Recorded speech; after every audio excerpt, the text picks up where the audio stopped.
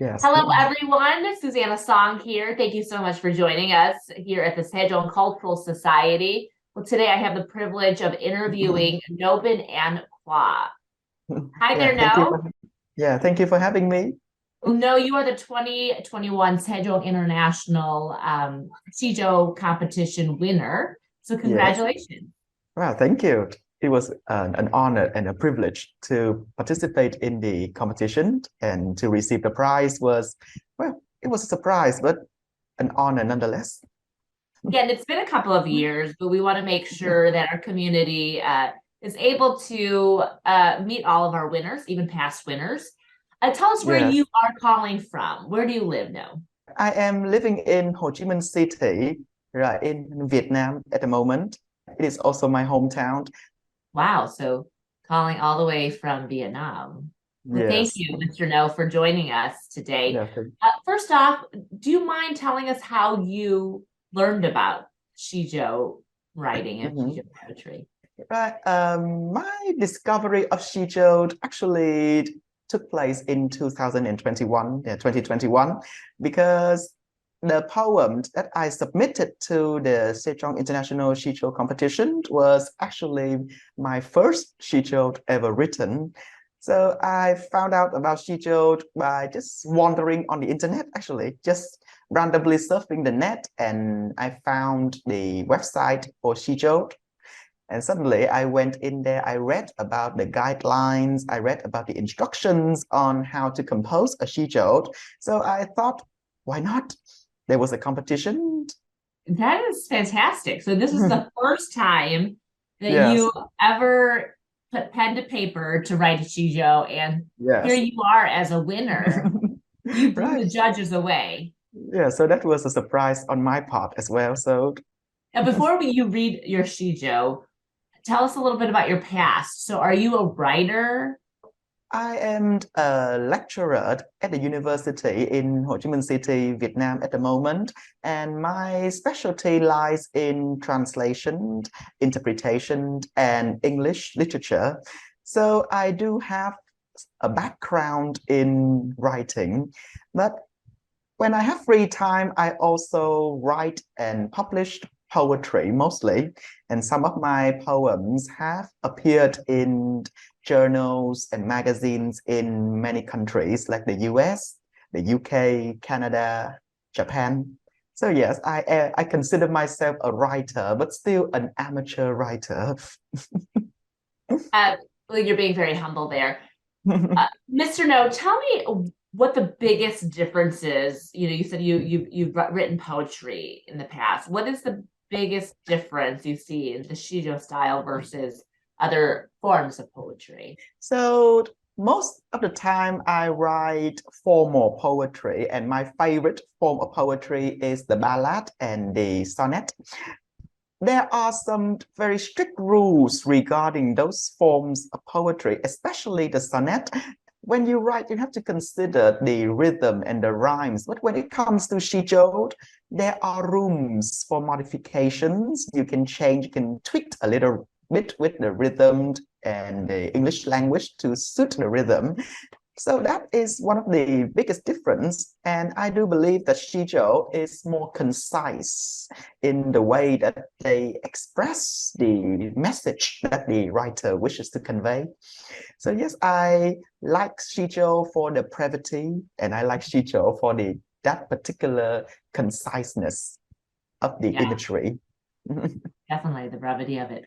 Mr. No, before and people are waiting to hear you read your Shijo, but what Yes. inspired you for this? I read your background, so I love your explanation of it, but I would love for you to tell the audience here what Right. inspired you, the story behind this Shijo.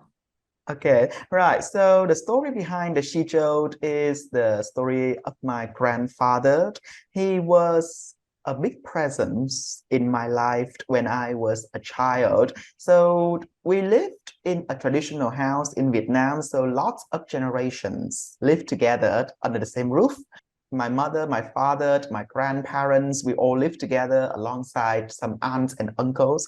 So at that time during my childhood. My grandfather was around. He took care of me when my parents were busy. And I still remember sitting behind his bicycle when he took me to school and took me back home and asked me about my days at the school. So those were some fond memories that I still have. In 2021, right, the year that the poem was written, it was also the year that he passed away. And during that time, we just finished celebrating the Lunar New Year or Tết holiday in Vietnam. On the first day of the Lunar New Year, we went back to our childhood home to wish our grandparents a Happy New Year and send them well wishes. My grandfather was there. He was happy, he was smiling, he was very healthy. There was absolutely no sign of his health declining. He gave me lucky money, he gave my parents lucky money, and then he wished us a good year on the way. And a few days later, somewhere close to midnight, we received a phone call from our aunt saying that our grandfather had a headache and he was hospitalized. And the day after, he passed away in his sleep. Right. So it was unexpected because we just saw him. Right. Yeah, we just met him and we just had some very good, nice conversations with him. And then a few days later, he just left. Yes. So the inspiration of the Sijo came from when I took the time off from work to visit him, and I remembered my grandfather in my past. He was animated, he was loud, yes, very loud with his voice. He made sure that when he appeared, everybody knew he was in the room. And then when I saw his body there, pale and cold, yes, it was quite a somber moment. Yeah. Right, so that gave birth to the inspiration to write this particular Sijo on the same year of his passing. Well, thank you so much for sharing the background to the Sijo. Yes. You have the Sijo in front of you. Can you please read it for us? Yes, I have it right here. Right. So the Sijo is untitled. And can I ask you why you called it, why you decided to name it Untitled? Right, because when I read the guidelines to the Sijo, yes, I read that the title was not necessarily a part of the Sijo. We don't have to make a title for your poems. So I don't know how to name this particular Sijo. I just left it untitled. So my Sijo, on the tree, the cicada does not move as the minutes pass. It is but an empty husk that's left behind, unchanging, stiff. I say so to my grandfather, who looks as though he's just asleep. And that's it. That is my Sijo. That's very touching. Thank you for reading that. Right. Looking back now, 2 years later, would you name it? Would you give it a title? I do believe that the title should. I still don't have the words that can fully capture the emotions and the feelings of my grandfather's passing. So just leaving it untitled would be more appropriate for a tribute of this nature, in my opinion. What would you say to, and I ask this question to all the winners as I wrap up the interview, is what advice would you give to those who want to explore this form of poetry? Right. So my advice for the aspiring authors of Sijo and also any aspiring authors out there is to just read a lot, because when you read about the works of people in the past, you learned from their knowledge, from their wisdom, and you can take some information or knowledge for yourself, and then you can begin to perfect your own craft, to find your own way. So first of all, to write, you have to read and then you have to write. You have to practice writing.